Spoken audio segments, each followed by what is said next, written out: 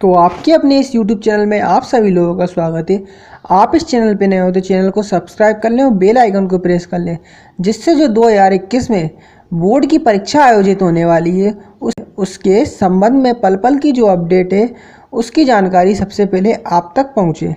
अब जैसा कि चाहे 10th के स्टूडेंट हो या फिर 12th के स्टूडेंट हो, चाहे वो CBSE बोर्ड से हो या फिर MP बोर्ड से हो या फिर अन्य किसी बोर्ड से हो, चाहे उनका इंग्लिश मीडियम हो या फिर हिंदी मीडियम हो, सभी के मन में एक ही विचार है कि इस बार 2021 में कोरोना की स्थिति को देखते हुए जो हमारी बोर्ड कॉपियाँ हैं वह कैसे चेक होगी। तो मैं आज आपको इस वीडियो के माध्यम से आपके सारे शक दूर करने वाला हूँ।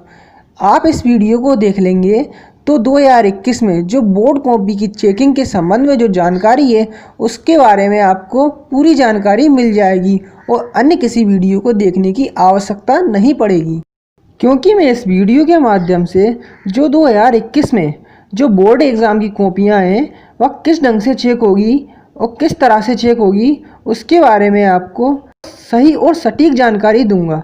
तो वीडियो के साथ बने रहें और वीडियो को अंत तक देखें, जिससे आपको इसके संबंध में पूरी जानकारी मिल सके। तो चलिए तो करते हैं हम आज की वीडियो की शुरुआत। अब जैसा कि देखा जाए तो कोरोना महामारी से जंग जीतने वाले मरीजों की संख्या नित्य प्रतिदिन बढ़ने लगी है। तो ऐसे में संभावना है कि चाहे आपके बोर्ड एग्ज़ाम, चाहे आप CBSE बोर्ड के हो या फिर MP बोर्ड के हो, तो जब भी आपके एग्ज़ाम समाप्त होंगे, एग्जाम्पल के तौर पर, उदाहरण के तौर पर हम मान लेते हैं कि छात्रों के एग्ज़ाम अप्रैल या मई में समाप्त हो जाएंगे और उनकी बोर्ड की कॉपियों की चेकिंग मई जून से होना स्टार्ट हो जाएगी। मई जून से कॉपी चेकिंग की शुरुआत हो जाएगी।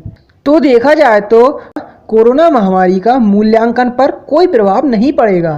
तो ऐसे में संभावना है कि जिस तरह से आपकी कॉपी चेक होती है उस तरह से इस बार भी आपकी कॉपी चेक हो।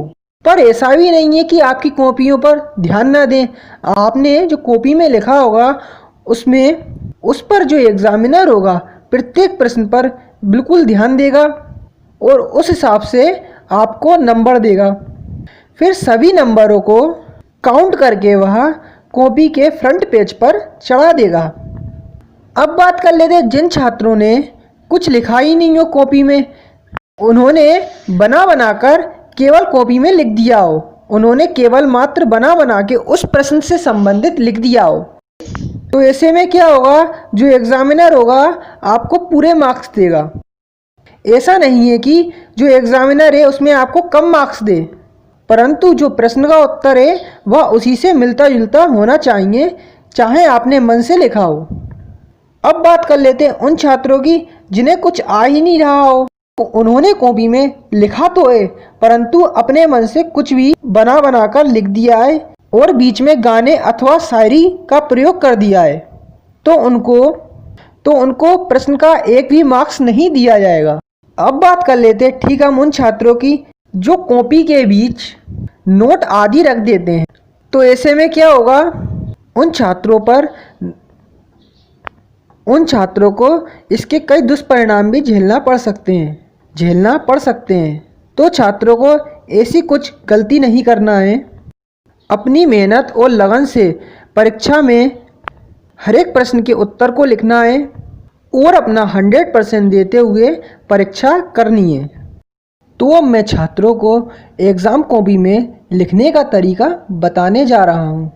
छात्रों को अपनी कॉपी में लिखते समय अपनी हैंड राइटिंग का ज़रूर ध्यान रखना है, क्योंकि छात्र अगर अपनी कॉपी में साफ़ सुथरी हैंड राइटिंग लिखेंगे तो जो एग्ज़ामिनर होगा उसे आपकी कॉपी चेक करने में बहुत आसानी होगी और उसे वह बिल्कुल डीप चेक नहीं करेगा, बिल्कुल गहराई से चेक नहीं करेगा।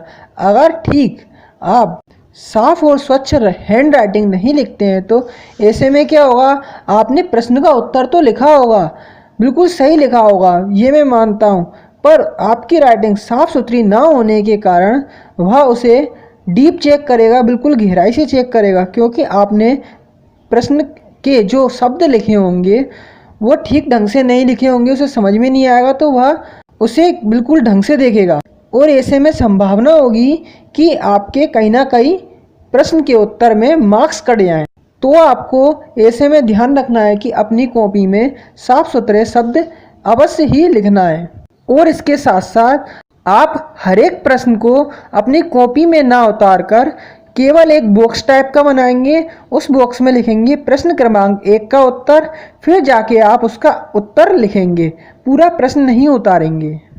तो आपको इस बात का ज़रूर ध्यान रखना है, आपको अपनी कॉपी में साफ सुथरी हैंड राइटिंग लिखना है और प्रश्न पूरा नहीं उतारना है।